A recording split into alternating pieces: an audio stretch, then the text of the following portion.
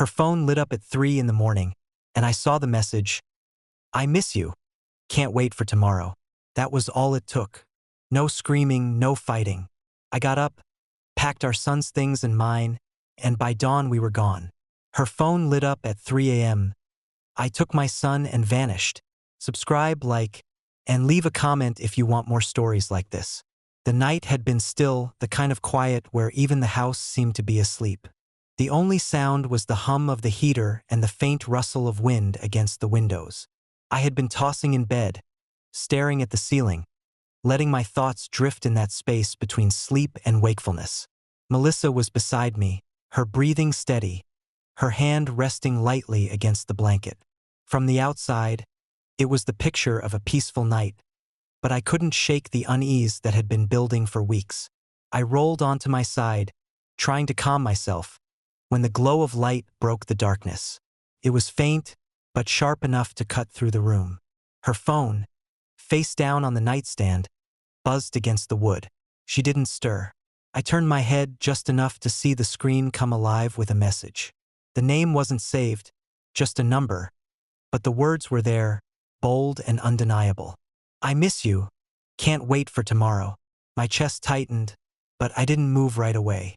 I lay there in the glow of that message, my eyes fixed on it until the screen went dark again, leaving me alone with the silence. For a long time, I didn't breathe. I didn't shake her awake, didn't demand answers. I simply watched her sleeping there, calm, untouched, as if she hadn't just betrayed everything we had built. I let the quiet settle over me like a heavy blanket. The anger that might have once boiled inside me didn't come. Instead, there was a cold clarity, a stillness that made my hands steady. I knew what I had to do, and I knew I would do it without a single word. I slipped out of bed and walked down the hall to my son's room. The soft nightlight cast a warm glow over his sleeping face. He was curled up with his blanket, his small chest rising and falling with each gentle breath. Looking at him, I felt the weight of responsibility press against me, sharper than anything else. Whatever happened next wasn't about me and Melissa anymore. It was about him, what kind of life he would grow up in, what kind of example I would set. I knew in that moment I couldn't let him grow up in a house filled with lies and secrets. I opened the closet quietly, pulling down his small suitcase, the one we used for short trips. I began to fold his clothes with deliberate care, each movement slow, precise. Pajamas, jeans, shirts, his favorite sneakers. I packed the stuffed animal he couldn't sleep without, tucking it gently into the corner of the bag. My own suitcase was next, the essentials only. I didn't need much. I wasn't running toward comfort. I was running toward freedom, toward truth. Back in the bedroom, Melissa shifted slightly but didn't wake. I stood there for a moment, watching her, feeling the surreal weight of what I was about to do. She would wake in the morning to an empty house. She would reach for her phone, maybe for me, maybe for our son, and realize the silence wasn't just sleep, it was absence. My jaw tightened as I picked up the keys from the dresser, sliding them into my pocket without a sound. The house seemed to watch me as I moved through it, each step echoing louder in my mind than it did on the floor. I loaded the suitcases into the car, the cold night air biting against my skin. My breath fogged in the darkness, the street empty, the world asleep. When I lifted my son into my arms, he stirred only slightly, his head pressing against my shoulder, his small body trusting and warm. I buckled him into the back seat, brushing his hair gently from his face. I sat in the driver's seat for a moment, staring at the quiet house. Every memory seemed to flicker behind those walls, the laughter, the fights, the holidays, the nights just like this one. But they felt distant now, hollow, like echoes of a life already gone. The betrayal wasn't just in the message. It was in every lie that had led to that moment. And I knew, with a certainty I had never felt before, that I couldn't stay.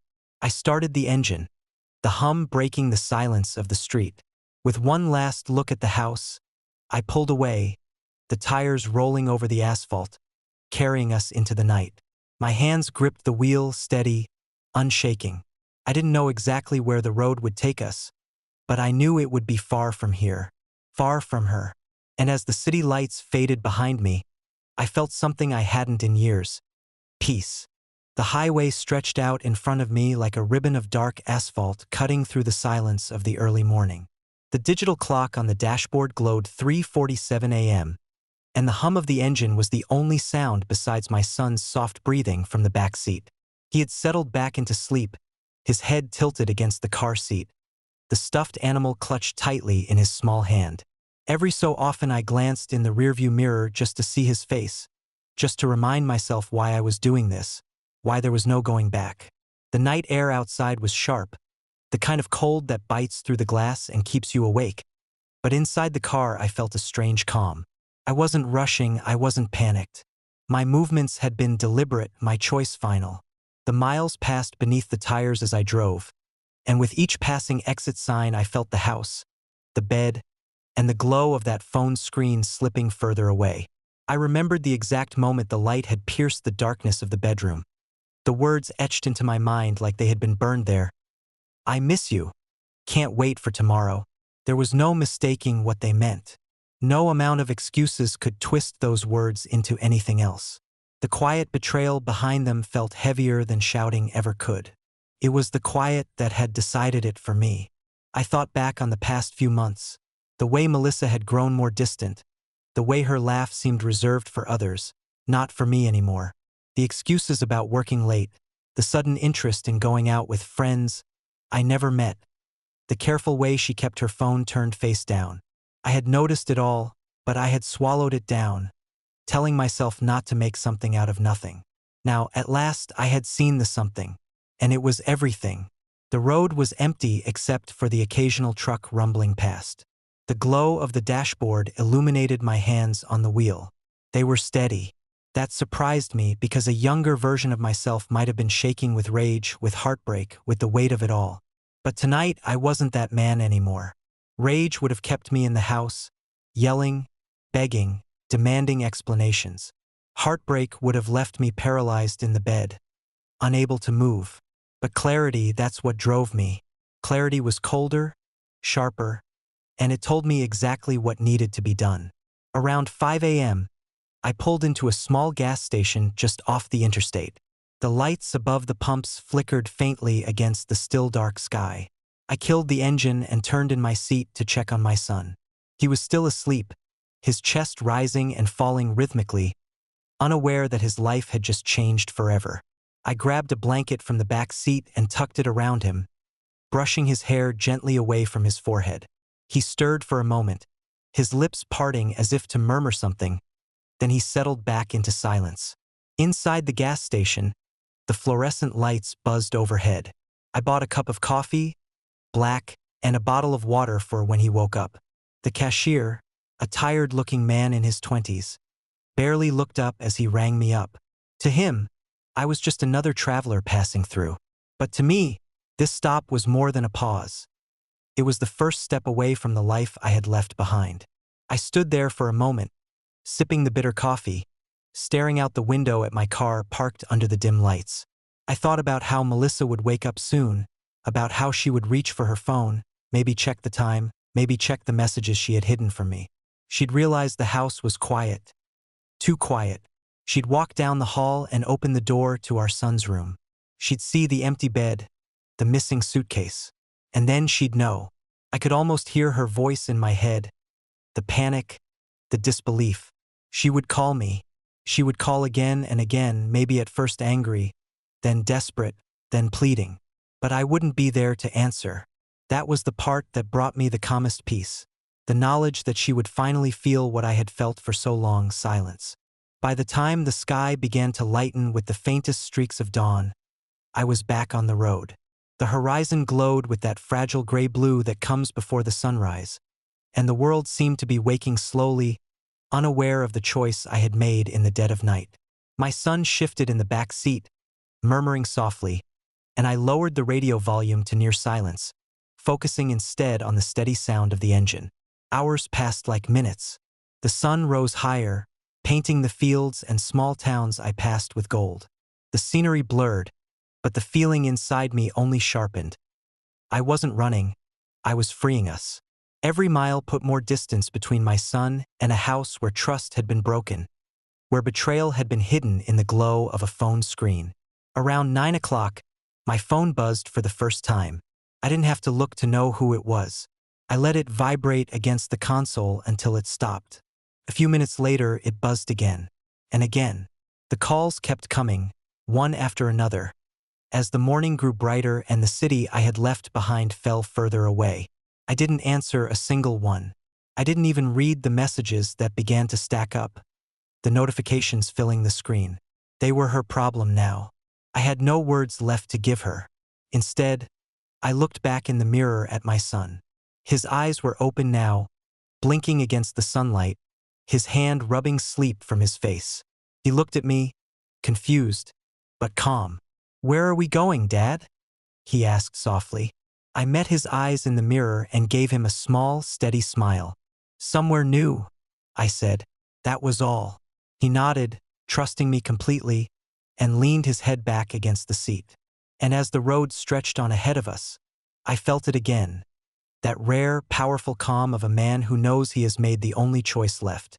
The sun was high now, spilling gold across the highway, and the world around me looked brighter than it had in years. My son had fully woken, his eyes scanning the endless road and the blur of trees rushing by. He didn't ask many questions, just watched quietly, occasionally shifting in his seat or playing with the stuffed animal he held tight. I kept glancing back at him, feeling both the weight of his smallness and the strength of his presence. He was the reason for every decision I made, the anchor keeping me steady while everything else threatened to fall apart. My phone buzzed again, and again. Each vibration rattled against the console like a warning bell I chose to ignore. By now there were dozens of missed calls, and the unread messages piled higher every minute. I didn't need to read them to know the pattern. First confusion, then anger, then panic. Melissa had always been predictable that way. She knew how to mock, how to dismiss, how to pretend everything was fine. But panic, that was something she had never worn well. And now it was choking her with every unanswered call. I thought of her waking up alone in that house, rolling over to find the space beside her empty. I thought of her padding down the hallway, her heart skipping when she saw our son's bed cold and the suitcase gone. I thought of her rushing to the front door, finding the car missing from the driveway, the silence pressing down on her like a weight she couldn't lift. And then I imagined her grabbing her phone, calling me over and over, her fingers trembling, her voice breaking. For once, the silence would be hers to endure. The highway gave way to smaller roads as I took the turnoff toward the next city. The signs told me how far we had come, over 200 miles now from the life we had left behind. Gas stations, diners, motels passed in a blur. I stopped once for fuel, letting my son stretch his legs. He held my hand tightly, trusting, unafraid, though I could see the questions beginning to form in his eyes. We walked into the convenience store, bought sandwiches and juice boxes, and sat in the car eating quietly.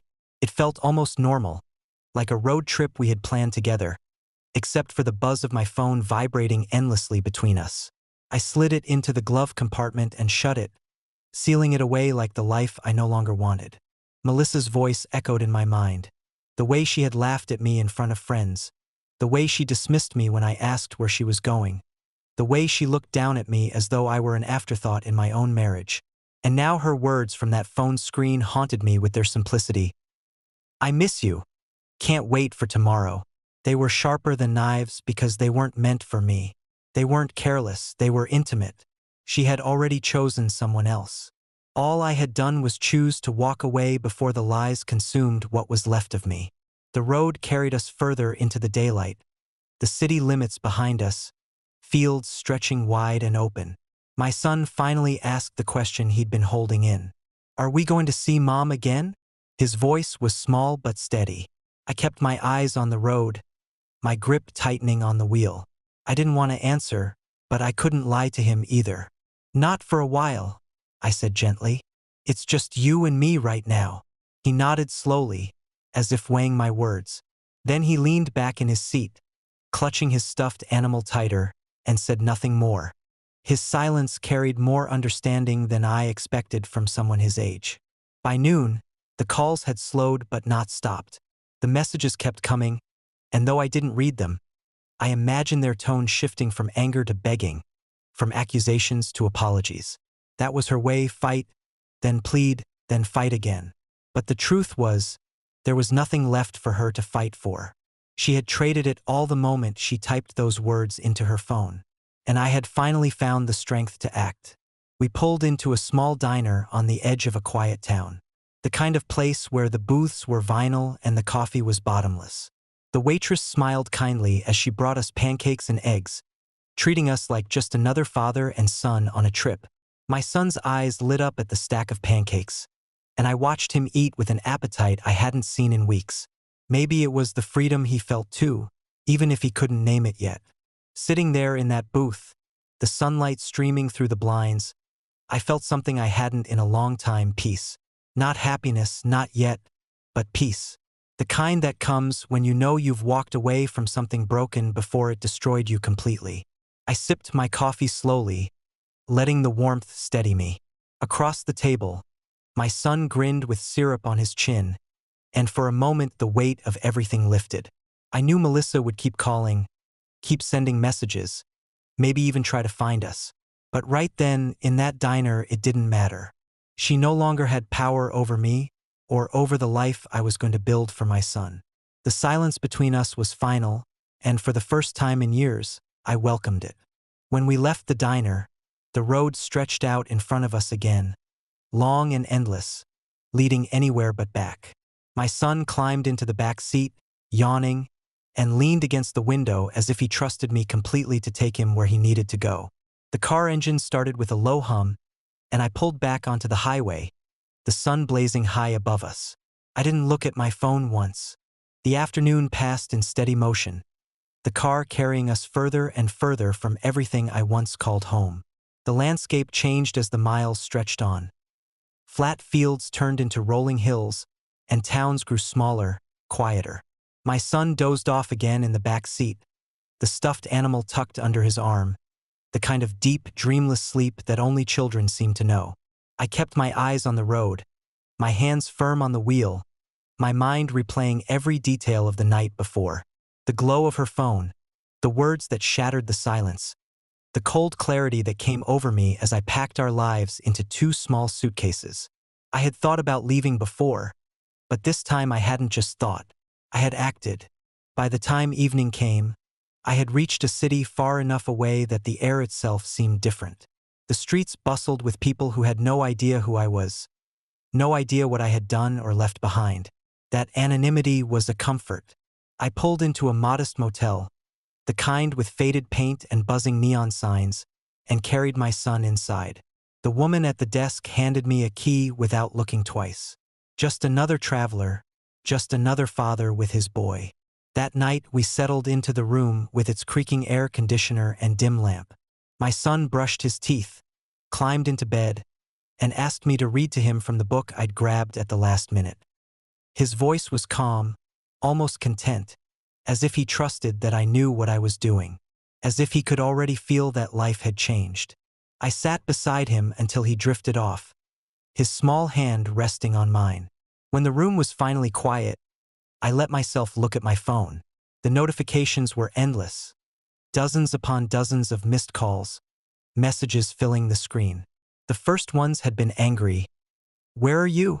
What are you doing?" Then the tone shifted to panic. "Please call me.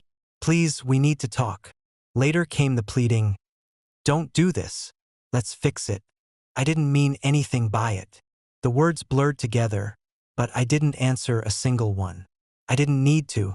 She had already said everything I needed to know when she whispered those words to someone else at 3 in the morning. I turned the phone off completely and set it face down on the table. The silence in the room was heavy but not suffocating. It was freedom. For the first time in years, I didn't feel the weight of suspicion, the tension of waiting for the truth to show itself. It had shown itself in bright letters on a glowing screen, and I had finally chosen myself, chosen my son. That decision couldn't be undone. Morning came with soft light filtering through the thin curtains. My son woke up slowly, stretching, his hair sticking up in every direction. "Where are we going now, Dad?" he asked, rubbing his eyes. I smiled at him, though my chest ached with everything I couldn't yet explain. "Somewhere better," I said, and I meant it. We got dressed, packed our bags again, and stepped out into the bright new day. The road waited for us like an open door. We ate breakfast at a diner down the street. My son dug into his plate of eggs and toast, his laughter echoing in the booth as he told me a silly story from school. I listened, soaking in every detail, every moment of his joy. Across the room, a family sat together, the parents smiling, the children talking over one another. For a moment, I felt the pang of what I had lost, of what my son would lose. But then I reminded myself, better to grow up with one parent who is honest than two who live in lies. Better to see strength than betrayal. As the day wore on, I started making plans in my head. A new job, a new place to live, maybe near the coast where the ocean could wash away what we had left behind. I didn't know the details yet, but I knew I would find a way. I had always been the one to keep things together, to hold the weight when she dropped it. Now I would hold it for him alone, and that was enough. The calls never stopped entirely. Even with my phone off, I knew she was trying to reach me, her voice filling voicemail after voicemail, her words growing more frantic. But each one only confirmed what I already knew. She wasn't sorry for what she had done. She was sorry she had been caught. She was sorry she had lost control. And that was no longer my burden to carry. That night, as my son lay asleep in yet another unfamiliar bed, I sat by the window, staring out at the quiet street below. A single streetlight glowed, casting long shadows, and for the first time in years I felt no urge to argue, no urge to prove myself. Silence filled the room, and it was enough. I realized then that sometimes the loudest statement a man can make is to walk away without a word, to take his child, his dignity, and leave behind only the echo of absence. Melissa would wake up every day from now on knowing what she had lost, replaying the image of the empty bed, the empty room, the missing car. She would tell herself stories, excuses, lies she might even start to believe. But none of that would change the truth. She had mocked our marriage with a message, and I had answered in silence. And in that silence, I had found freedom. Her phone had lit up at 3 in the morning. By dawn, I was gone with our son, and she was left with nothing but her own reflection in the glow of a screen. If you stayed with me through the story, subscribe, like, and leave a comment. Tell me if you've ever faced a moment where silence spoke louder than words.